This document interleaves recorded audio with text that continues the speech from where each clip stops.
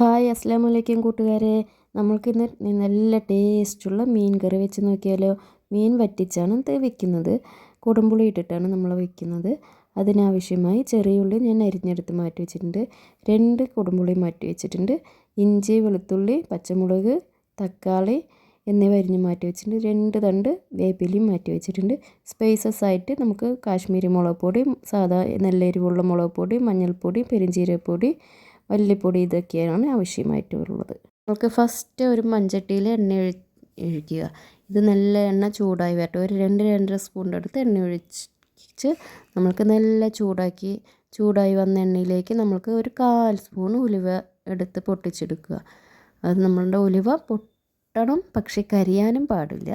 കരിഞ്ഞിട്ടുണ്ടെങ്കിൽ മീൻ കറിക്ക് കനപ്പ് രസം വരും. നല്ല ഉലുവ പൊട്ടി വരുമ്പോൾ ഇതിലേക്ക് നമ്മൾ മാറ്റി വെച്ച കറിവേപ്പില ഉണ്ടല്ലോ, അതും പച്ചമുളകും കൂടി ഇട്ട് നമ്മൾക്ക് ചെറുതായിട്ടൊന്ന് വഴറ്റി കൊടുക്കുക. എന്നിട്ട് നമ്മൾക്ക് അരിഞ്ഞ് വെച്ച നമ്മുടെ ചെറിയ ഉള്ളി ഉണ്ടല്ലോ, അതും കൂടി ഇട്ട് ചെറിയ ഉള്ളീൻ്റെ കൂടെ തന്നെ നമ്മൾക്ക് ഇഞ്ചി വെളുത്തുള്ളിയും അരിഞ്ഞ് വെച്ചതും കൂടി ഇടാം.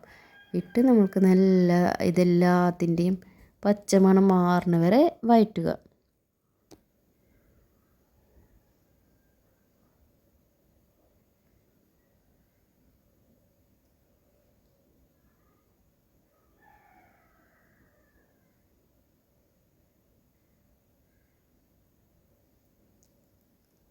കണ്ടോ, നല്ല വഴന്ന് ഈ പരുവമാകുമ്പോൾ ഇതിലേക്കാണ് നമ്മൾക്ക് തക്കാളി ഇടുന്നത്.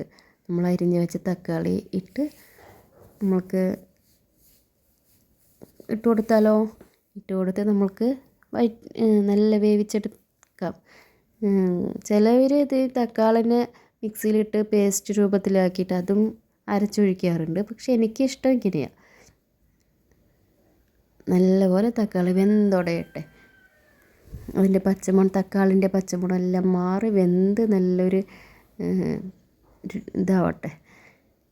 എന്നിട്ട് നമ്മൾക്ക് ഇതിലേക്ക് ഈ പരുവമാകുമ്പോൾ ഇതിലേക്ക് നമ്മൾ മാറ്റി വെച്ച പൊടികളുണ്ടല്ലോ, ആ പൊടികളെല്ലാം കൂടി ഇട്ട് വയ്ക്കുക. ഇതിനാണ് നമ്മൾ ഫസ്റ്റ് തന്നെ പൊടികളൊക്കെ സെറ്റാക്കി വെച്ചത്. അപ്പോൾ എല്ലാം കൂടി ഇട്ട് കമിഴ്ത്താലോ, അത് കാരണം. അപ്പോൾ നമുക്ക് എളുപ്പമായില്ലേ, ഓരോരോ പൊടികൾ എടുക്കണ്ടല്ലോ. നല്ല നമ്മുടെ പൊടികളുടെ പച്ചമണമെല്ലാം മാറി വരട്ടെ. മാറി വന്ന് അത് സിമ്മിലിടണം കേട്ടോ, ഇല്ലെങ്കിൽ കരിഞ്ഞു പോകാൻ ചാൻസ് ഉണ്ട്. ഈ പാത്രത്തിൽ ഒരു 2 പാത്രം നമ്മൾക്ക് വെള്ളം ഒഴിക്കണം. നമുക്കിനി ഈ വെള്ളത്തിലാണ് കുടംപുളി കഴുകി വെച്ച കുടംപുളിയും കൂടി ഇട്ട് കൊടുക്കുക. ഞാൻ പറഞ്ഞില്ലേ, ഈ പാത്രത്തിൽ 2 പാത്രം വെള്ളം ഒഴിച്ചിട്ടുണ്ട് കേട്ടോ ഞാൻ. നമുക്ക് ഇതിൽ ഉപ്പൊന്നും നമ്മൾ ഇട്ടിട്ടില്ല. നമുക്ക് ആവശ്യത്തിന് ഉപ്പും കൂടി ഇട്ട് നമ്മൾ ഈ വെള്ളം നല്ല തിളപ്പിച്ച് 2 പാത്രം എന്നുള്ളത് 1.5 പാത്രം എങ്കിലും നമ്മൾക്ക് മതി. ഒരു പാത്രത്തിൻ്റെ അടുത്ത് നമ്മൾ വറ്റിച്ചെടുക്കണം. പാത്രം 3/4 പാത്രത്തിൻ്റെ അടുത്തായാലും കുഴപ്പമില്ല. ഗ്രേവി നല്ല തിക്കൻസ് രൂപത്തിൽ വേണം ഈ മീൻ കറിക്ക് വേണ്ടത്. എന്നിട്ട് ഈ വറ്റിയ മീൻ കറിയിലേക്ക് നമ്മൾക്ക് കഴുകി വെച്ച മീൻ നമ്മൾക്ക് ഇട്ട് കൊടുത്താലോ.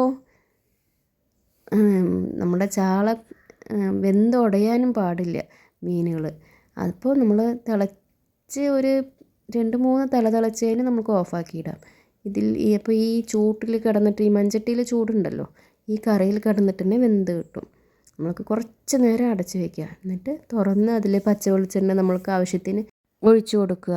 നമ്മളുടെ ടേസ്റ്റുള്ള കുടംപുളിയിട്ട മീൻ കറി തയ്യാറായിട്ടുണ്ട്. എല്ലാവരും ഇത് ട്രൈ ചെയ്ത് നോക്കണേ.